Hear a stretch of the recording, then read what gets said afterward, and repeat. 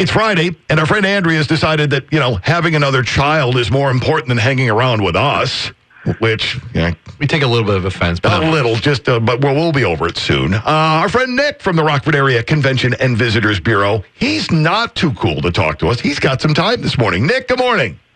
Thanks, guys. And I'm not too cool, and Andrea is much cooler than me. So, again, my apologies for having to fill in and be the B team. But Andrea's doing very well. She did have number 2, so earlier this week. We're all obviously very happy for her. Oh, absolutely! What a beautiful little boy too. That's outstanding, and we love her, and what a great family. So, congratulations to all of them, and we're delighted that you're filling in. We don't look at you as being the B team at all.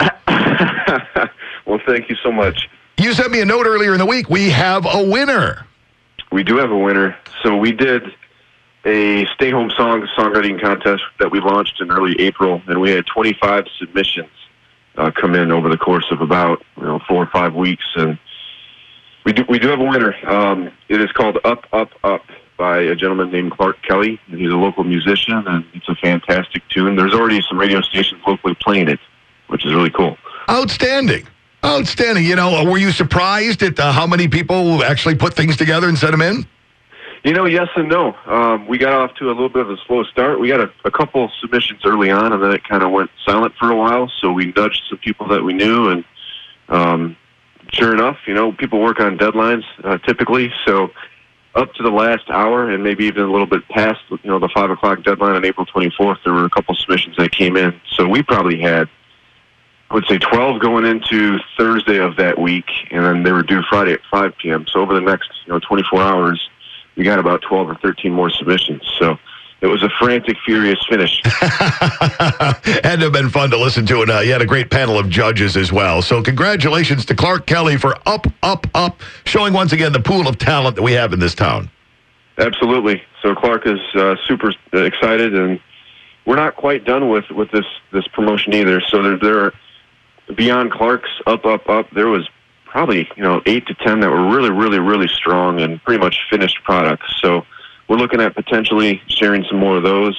We have not yet solidified those plans, but we're looking at sharing those submissions as well, and then also doing more with what Clark provided us with. So please stay tuned. There's more to follow there. Very cool. And when you go over to rockford.com, and which I imagine a lot of you have already been doing, but if you haven't, boy, you talk about a website that has geared itself up for this crisis we've been going through and getting you the latest information on cool things you can do at home, things to cook and all that, what the restaurants around town are doing and how to link to them. You guys have got a ton of stuff on that site. Thank you for that plug. We have spent a lot of time on our online resource center, and it has grown exponentially over the last 8 weeks, and it's becoming increasingly difficult. The longer this goes on, the more we need to lean on our partners. So really it's our partners that have been able to provide a lot of great content that we can populate on our website. We've done some creative stuff like the songwriting contest, but we're really leaning on as many of our sites and attractions who are doing fun stuff, and as many of in our local restaurateurs who are doing some fun things to really provide some content. So shout out to them as well. Yeah, you're looking for information. I'm serious. You guys have got it all right there, and you're still doing the lunch chats too, right? We are. We just wrapped up our weekly series. It's Tuesday, Thursday still. It was a tourism-centric focus this week. We're celebrating National Travel and Tourism Week industry-wide. So you've seen some buildings and structures lit up in red in honor of our tourism and hospitality workers here locally throughout the week. So that continues on through Saturday. And then we return more back to a normal marketing week next week. So Lunch Chat will be back for the time being, and that's another program that is kind of morphed over the weeks, and we're looking at trying to kind of spice that up again here pretty soon. So. I think it's a cool program. I think it's been really good. You've had some really interesting people take part in it too. Yeah, and again, it's very partner centric, and we need to make certain that we recognize the great work that people are doing throughout the community. In addition to us, and we're all for continuing that program. Absolutely. What else do you have going on that we need to know about? Well, we're going to break record lows tonight, right? Yeah, that's true. So that's interesting. No, I mean it's National Nurses Week, so there's some promotions going on at Bath and Body Fusion where you can buy a jar of the Dream Cream for $5 that will be donated to local healthcare workers. So there's some really cool programs like that going on. Beyond that, some of the parks are starting to reopen as we're all seeing. So we do have the opportunity to keep getting outside when the weather actually shapes up.